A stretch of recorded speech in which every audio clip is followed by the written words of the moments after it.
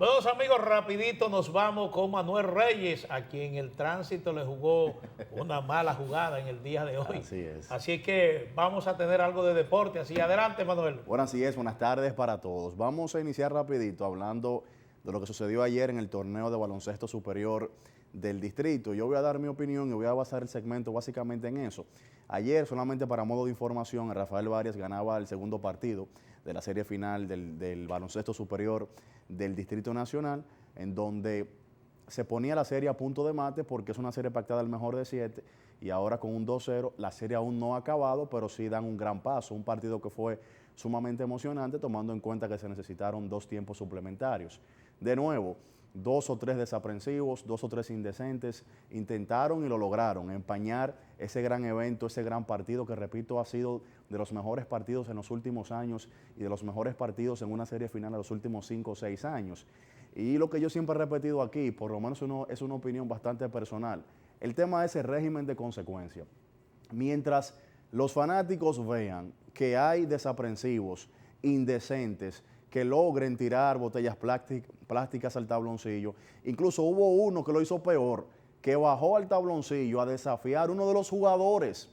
Eso es algo que no se puede permitir y eso hay que marcar un precedente y hay que crear y darle vigencia al término régimen de consecuencia, usted pagar por lo que hace, porque cuando usted comete un error, cuando usted comete un acto indecoroso y no es en cierto punto penalizado, es un estímulo indirecto para el que está viendo eso. Y yo creo que eso, el deporte en sí, es un reflejo también de la misma sociedad, de una sociedad que usted va a Estados Unidos y solito respeta la regla. ¿Por qué? Porque hay régimen de consecuencias. Sin embargo, aquí usted se mete en vía, ahí mismo en esa calle que yo venía ahora, un caos porque se sabe que hay una sola vía y están la gente metiéndose en vía contraria. Si en Estados Unidos no lo hacen. ¿Por qué? Porque hay régimen de consecuencias y a la gente hay que darle por donde le duele, por el bolsillo. Ese muchacho que bajó a desafiar a un baloncestista, tienen que vetarlo, sancionarlo, crear un precedente para cuando mañana Manuel Reyes, Juan Pérez, Guachupita, Stuart, le pase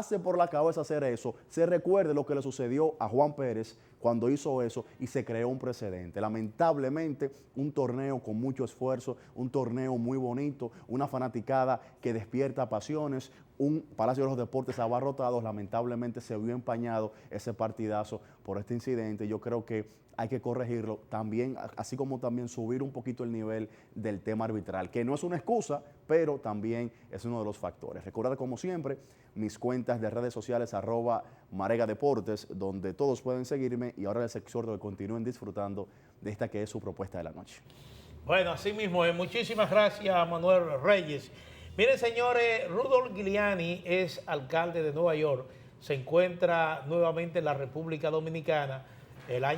Hace 4 años igualmente estuvo aquí asesorando la campaña de Luis Abinader del Partido Revolucionario Moderno.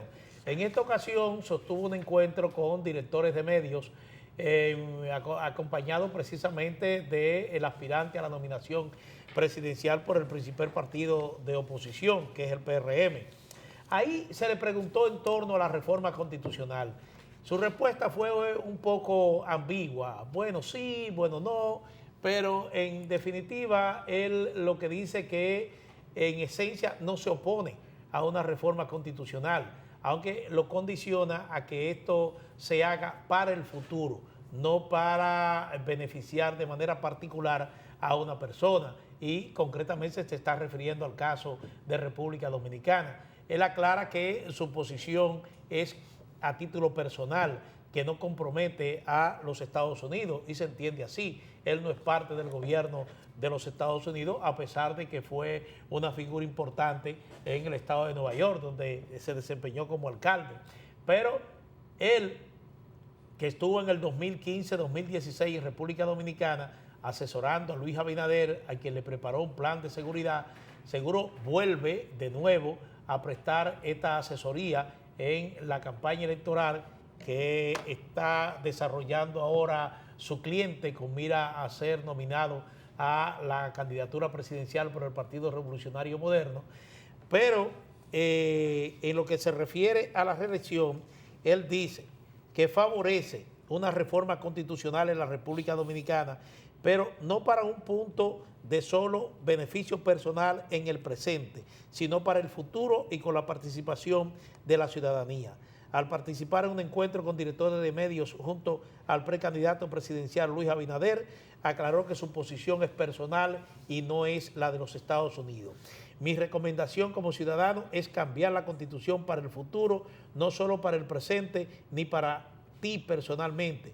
Respeta la democracia y que se queden las reglas como estén, que sea una propuesta para el futuro y deja a la gente decidir en vez de hacerlo en una legislatura pequeña políticamente dominada, enfatizó. Giuliani señaló que el gobierno, al gobierno le corresponde a las personas, por lo que se debe dejar a los dominicanos decidir si va a haber una reforma.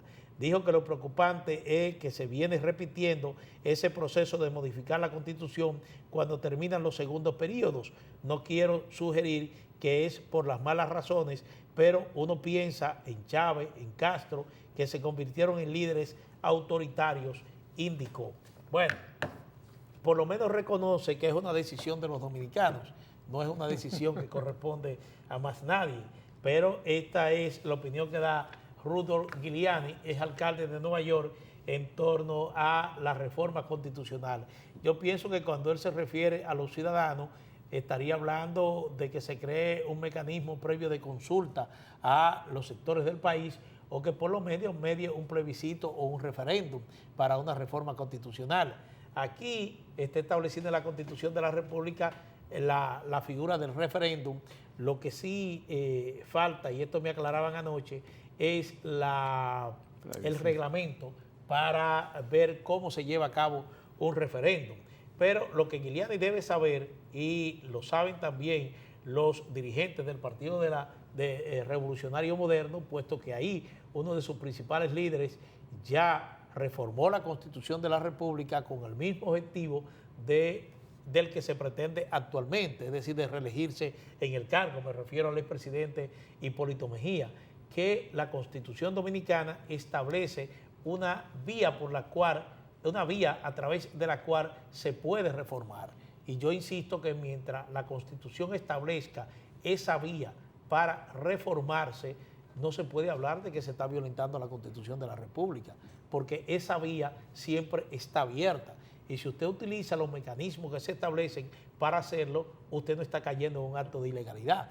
Aquí lo que me parece, el conflicto en el Partido de la Liberación Dominicana es un problema moral y político, no precisamente un problema de ilegalidad. Sí, diversos sectores nacionales, Manuel, han planteado en otras ocasiones que hay que tratar de blindar un poco la Constitución de manera tal que no lo pueda hacer de manera directa, así, solo el Congreso. Con relación a lo que tú decías de que la Constitución contempla lo del plebiscito, pero que no hay reglamento, pero tampoco la propia Constitución obliga a que para llevar a cabo un proceso de reforma constitucional haya primero que realizar un plebiscito y preguntarle al ciudadano dominicano si está de acuerdo o no en llevar una reforma constitucional con X o Y, punto. Eso no lo establece la Constitución. Eso por un lado, Manuel. Por el otro lado, hay que observar que en esta semana varias figuras de connotación internacional se han referido al tema de la reforma constitucional de la República Dominicana. Justo ayer lo hizo también el expresidente colombiano Ernesto Samper, que observaba que para el caso de este país, y lo hacía como sugerencia en su cuenta de Twitter, que para el presidente Medina no le era conveniente llevar un proceso de reforma para un tercer periodo. Es muy amigo del expresidente Leonel Fernández. Sí, él es de esa corriente, supongo que por ahí venía, porque él está al tanto a través de esos litorales, de cómo va todo el proceso y las discusiones de reforma en la República Dominicana. Bueno, las aprehensiones, los temores, es el momento. Eso parece que es lo que unifica a quienes se oponen o a quienes, como este señor Giuliani, que lo que le preocupa es el momento. Dice, espérate, ahora como que las circunstancias no serían las ideales, porque hay un contexto internacional que crea una desconfianza en tu postura de reforma a la Constitución, porque fácilmente se pierde todo el espíritu de la democracia. Son las circunstancias lo que están creando mucho, conforme uno puede interpretar estas declaraciones. Señores, Ángel Rondón, a través de sus abogados, apeló hoy la sentencia del juez de instrucción especial de la Suprema Corte de Justicia, Francisco Ortega Polanco, que lo envía a juicio de fondo en el caso de los sobornos de Odebrecht. Hoy elevó este recurso para que la Sala Penal de la Suprema Corte de Justicia pueda conocer su caso. Él sigue insistiendo, tanto él como sus abogados, que el juez Francisco Ortega Polanco se excedió al decidir que su caso debe ser ventilado en un juicio de fondo. Dice que el abogado de Rondón aseguró que en el caso de Rondón se le violentó el debido proceso porque supuestamente no se le entregaron todas las pruebas que tenía la Procuraduría.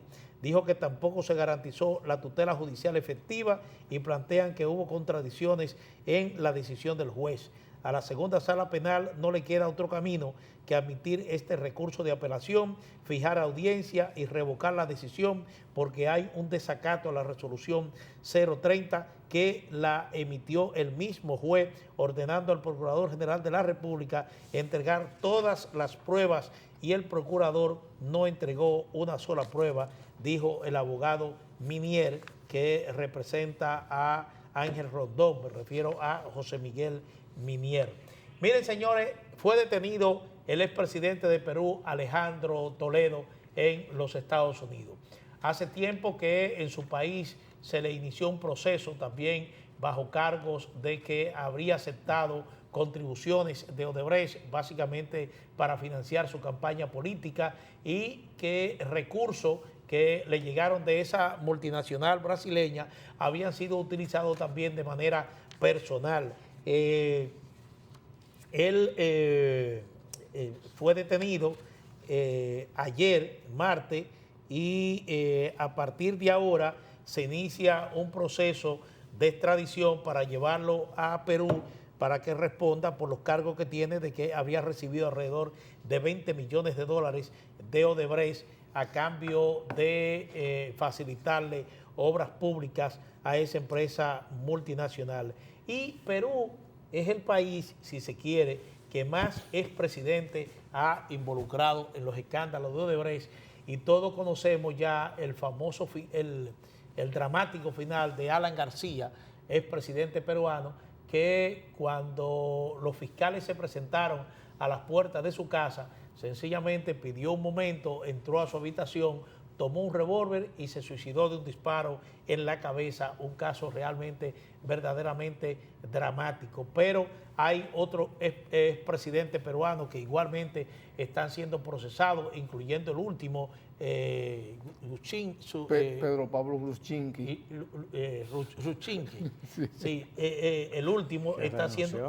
Tuvo que renunciar y procesado.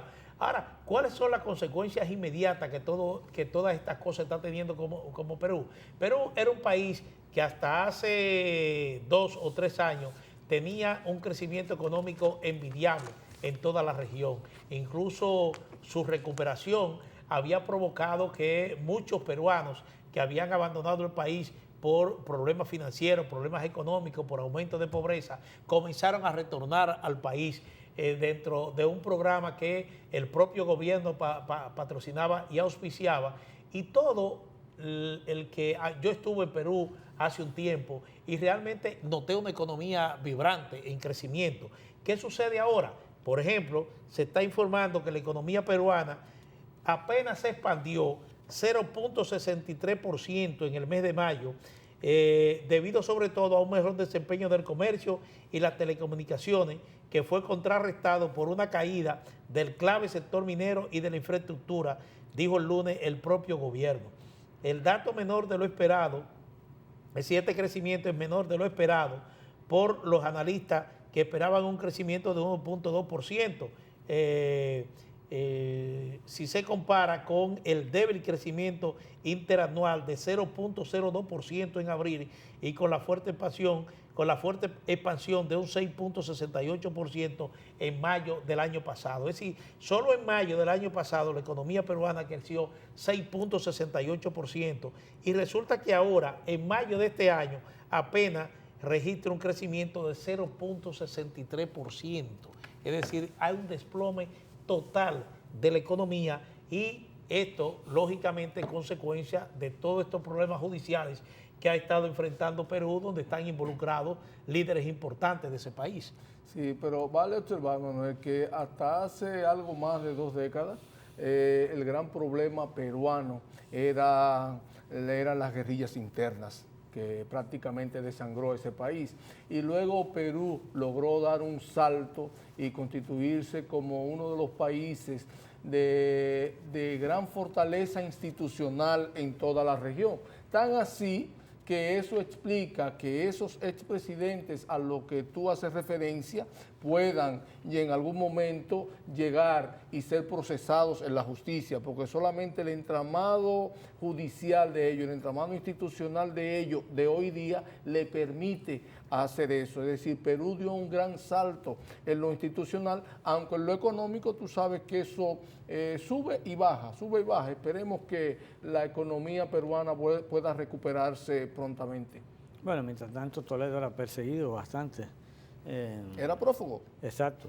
Y así que ahora tendrá una situación complicada y hay que ver si todo eso levanta la moral, el espíritu de los peruanos o sencillamente van detrás de una venganza sobre personas. Vamos a ver cómo eso evoluciona porque